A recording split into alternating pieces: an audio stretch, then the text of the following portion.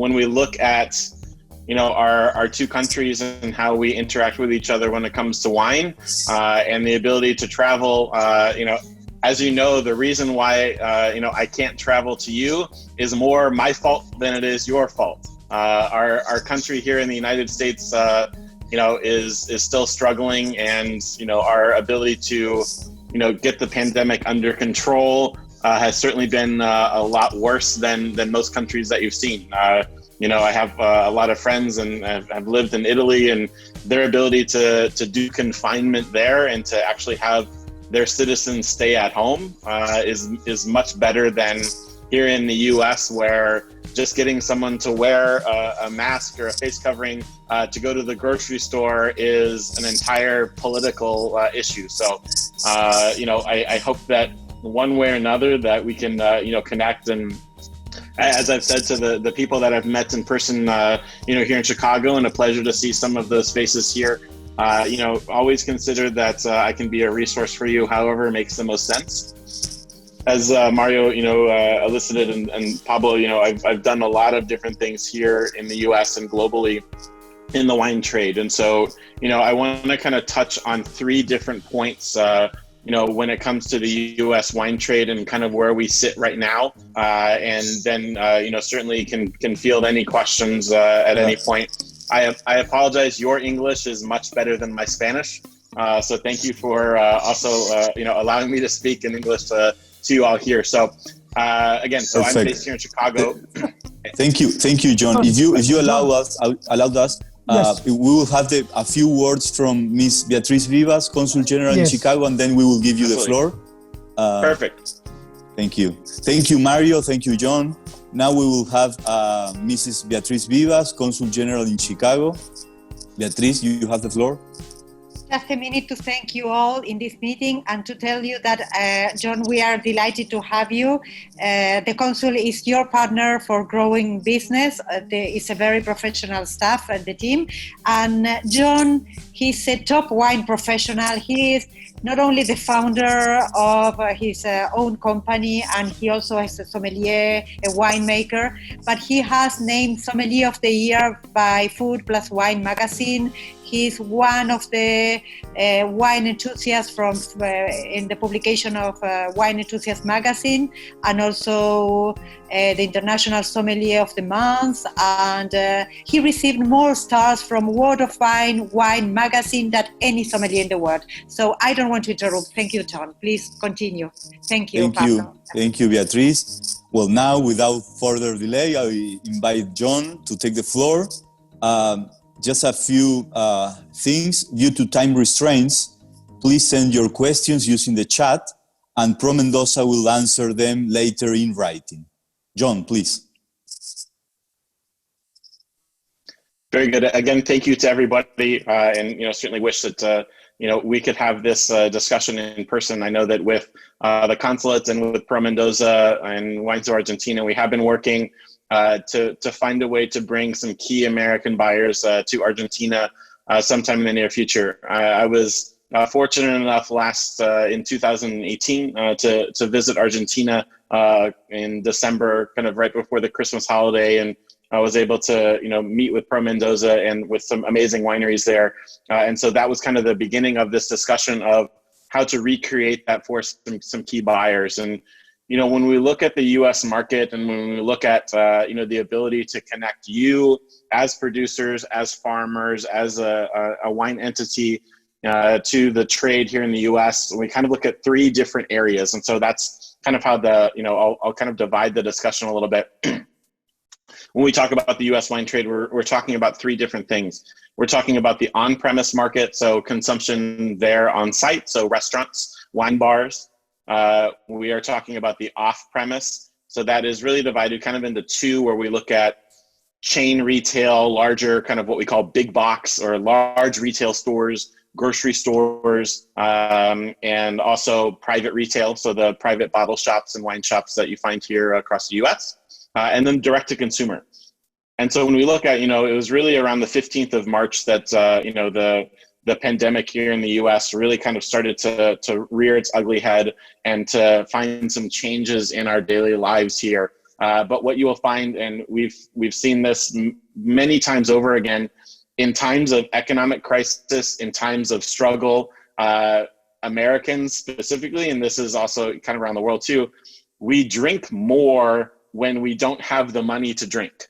And so when we look at the ability to, and how wine sales across the country are going, they're actually up. If you look at the averages, people are drinking more than ever. It's just where they are consuming alcohol, where they're consuming wine is changing. And so, the first part of that is looking at the on-premise or restaurants. And, the restaurant industry in the United States is really struggling to a point of, a crisis that is going to change restaurants forever in the US. When we look at the ability for restaurants to be able to be open inside, I live here in Chicago, and it was only about a month ago that restaurants were even able to be open for in-person dining at all. So it was about 3.5 months where restaurants could not receive visitors to eat at the restaurant. You've seen certain markets, and the US market is also very difficult, because when we talk about the US market, we're talking about 50 different markets. Each state in the US has their own laws. Each state has received, very different effects when it comes to the COVID-19 crisis. You certainly read about New York and their issues there, Florida, which, Florida has basically not taken it seriously at all. So that's probably one of the worst states in the US when it comes to this crisis. And here in Illinois markets, we have taken it a little bit more seriously and have noticed some more positive changes. So with that, the ability of restaurants, they've certainly changed. You see in certain states changing the laws to be able to sell alcohol to go. So delivery services of food from the restaurant to each of my home. I'm able to get delivery from some of the best restaurants in the US. 3 Michelin star restaurants are doing pickups delivery now, which you would never think that would be possible, but the only way that they can be in existence and to employ their staff is to do things like this. The ability to sell alcohol, to sell wine through the restaurant business has been very difficult across the US, for the reason that most restaurants in major markets, and so those are the kind of markets to focus on. Those markets, those restaurants, were not able to be open for a long time, and so their inventory that was there at the restaurant was just sitting there. And so now that they are back open, they're trying to work through all of this wine, all of this alcohol that they have in their restaurant already before they are even interested in any sort of buying. When they look at the budgets to be able to buy inventory, to commit to things, is still very, very difficult. Wine lists are shrinking so that the customer may get a smaller wine list. It's also the ability of the physical wine book. If you think of in a restaurant that you go to that has a lot of wines, you don't want to take that wine book to a table and then you pass that same wine book to another table just on the ability to have potential exposure. So you start to see a few companies that have started of just having virtual wine lists. So you have one of those QR codes that you can scan your phone to on the table and you can see a whole wine list, or they're printing up very small lists of maybe, if the wine list maybe had 200 bottles on the list, maybe it now has 20 bottles on the list, a few whites, a few reds. And so that changing of what the customer, now that they're able to be back in the restaurant, mostly outside, mostly patio, al fresco dining, restaurants to be able to be inside, as if you've ever been in a restaurant in the US, or just the ability to, tables are now closer together than ever. And so having that 6 feet of distance between is almost impossible for most restaurants. And so you've seen some restaurants that only have that type of dining that have closed, realizing that they will not be able to reopen if you have to eliminate so many tables in your restaurant. So when we look at wine sales in restaurants and the to-go wines, what has been successful are the wines you would kind of consider at that by the glass price point. And so, these are wines that typically would be maybe $10 by the glass in a restaurant, that if you look at the economics of it, maybe that is $30 to $40 for the bottle. Restaurants are also realizing at this point that consumers are not looking to buy Grand Cru Burgundy or Barolo or $100 wines. they're buying just those by the glass wines. And so they've had to change their pricing structure to sell those wines at a typical kind of a retail price. So what if it would be normally $40 on a wine list, they're selling it for $15 to $25 now, just to be able to get any sort of markup, any sort of profit there from wine. And so, focusing now on, as you are connecting to your potential restaurant customers, focusing on those wines to be able to say, we would love to be by the glass now, to go bottles and those kind of things. That's really where the structure is. But if we look at our 3-tier distribution of from you, the winery, to the importer, to the distributor, many small distributors are closing, laying off their staff.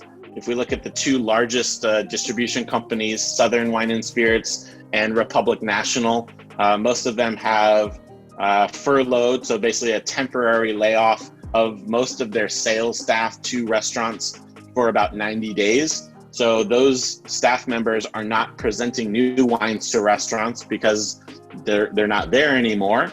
And then also the restaurants are not buying any wine. So really creating any sort of programming, any sort of possible way to sell wine into restaurants at this point is almost impossible around the country in markets that would be of any value. Certainly those kind of smaller states or states where wine is not really that important. They're open and they're there, but it's really looking at the major markets around the country: California, Florida, New York, Texas, and Illinois. Those markets have all struggled very much with COVID-19 because of the concentration of population in those major cities. And, every distributor that I've talked to, every importer that I've talked to, when it comes to new brands, when it comes to new relationships, has said, call me in 2021. So the rest of the year is basically just survival mode, just basically trying to get through this when it comes to distribution.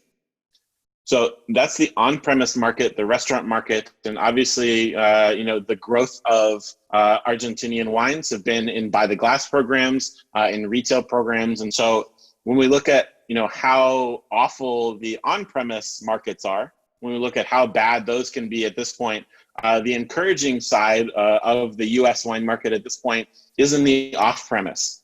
And so off-premise, again, there's kind of 2 divides there between private retailers and bottle shops and those kind of larger chains. So grocery chains, wine retail chains like Total Wine and Spirits, Bevmo in California, here in Illinois is Binny's is the big one. And so those are the kind of markets to look at of they're all quite successful at this point.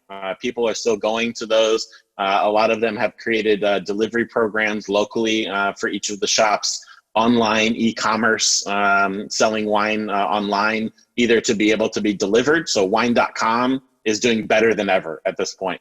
And so those are encouraging points, but it's also those markets, those chains are also kind of not really looking for a lot of new products unless it's something that they know the consumer is already going to buy. And so that's when we look at our consumer habits of what people are drinking at this point, their per bottle average has kind of stayed about the same. So if you typically buy a $10 US bottle of wine, you're probably still going to be in that $10 range, 15, 20 there. What we have noticed in the trends here in the US is that people are staying to what they are comfortable with. So if I am a consumer and I typically love California Chardonnay, the only thing I'm really buying right now is California Chardonnay. If I love Napa Valley Cabernet, if I love Argentinian Malbec, those are the things that people are going with what is comfortable for them because they know, well, I only have so much money to be able to spend on wine. I'm going to spend it on things that I like. And so that creates opportunities there of, in meeting with a lot of the producers in Argentina about, the goal of, Malbec is obviously something that people know, but the ability to push other varietals, blends, Cabernet Franc, Carmenere, Chardonnay, plantings in other places of other varietals like Pinot Noir and Sauvignon Blanc. These things are when we look at how to get them in front of the consumer, you know, the things that I would recommend as you are talking to, you know, any sort of importer or any, you know, chain in the US, people are looking for similar varieties. So Cabernet Sauvignon, Chardonnay, Sauvignon Blanc, Malbec, that they know are comfortable. These are the kind of things of, you know, as you have these conversations, you know, with these different entities, you know, lead with the fact that, you know, your Cabernet Sauvignon from Mendoza costs about half of what it does for a Napa Valley version of the same. The land is so much more expensive, and the quality of, I would say, a $15 bottle of of Cabernet from Argentina is about the same kind of quality that you would find from a $30 bottle of Napa Valley Cabernet.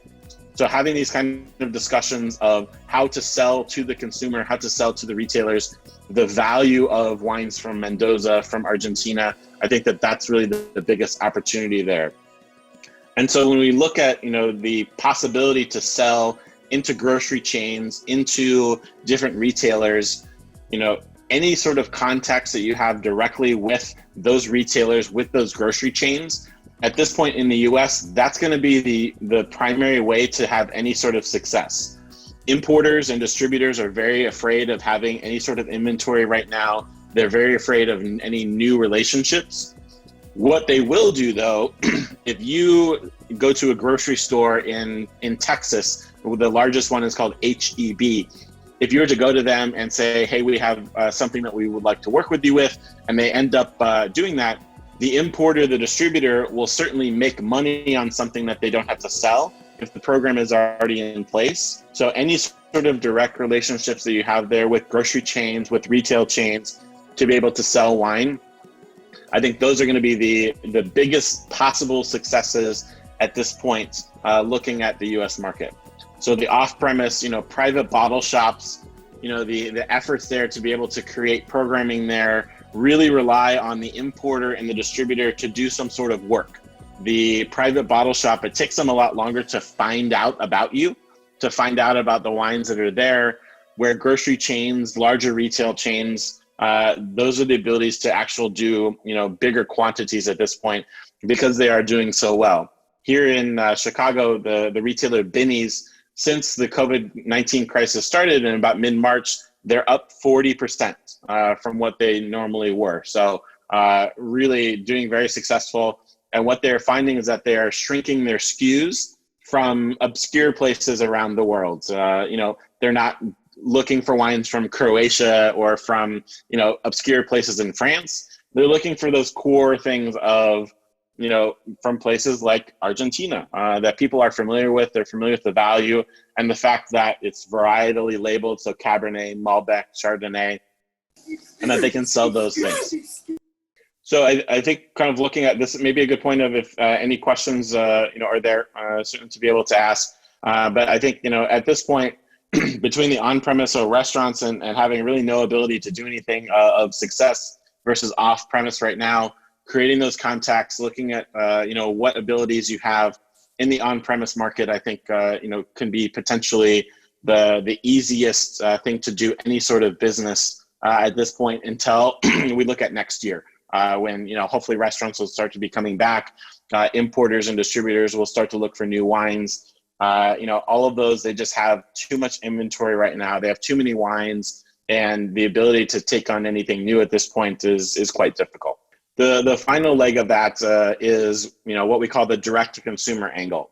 You know, there are different ways to be able to create opportunities for direct to consumer sales. So, you know, if your winery was in Napa Valley, you would have the ability to, you know, create a wine club, to create something where you can sell directly and ship directly to American consumers. Obviously, being in Argentina, you cannot legally do that. You start to see companies all over the U.S. That are taking their own, so, you know, online retailers that, whether it be, you know, wine.com, which now has the ability to import directly, wine access for kind of higher end wines. I'm a partner in a company called VinConnect that if you have any sort of American contacts already, we basically have the licensing to sell through to your American contacts. And so you start to see all these different opportunities of, if you have, you know, a mailing list of Americans, if you have any sort of contact directly to American consumers, there are definitely different opportunities there to be able to sell to those customers now. An importer or distributor, at this point are not interested in those consumers, but there are different retailers that have popped up because of COVID-19 that are interested in connecting with producers that, have some sort of contact, and, they don't necessarily want to do the work for you, but with their licensing, with the legal aspects of, they can import it for you, they can offer it to your consumers, they can start to help you build that kind of a list. There are ways to connect directly to your consumers if you have them already. Starting a new consumer list at this point, it's going to be a little bit more difficult, but always look at kind of what contacts that you have already when it comes to retailers, when it comes to consumers. And at this point, there is no harm in every American that shoot them an email and say, how can I get wine to you?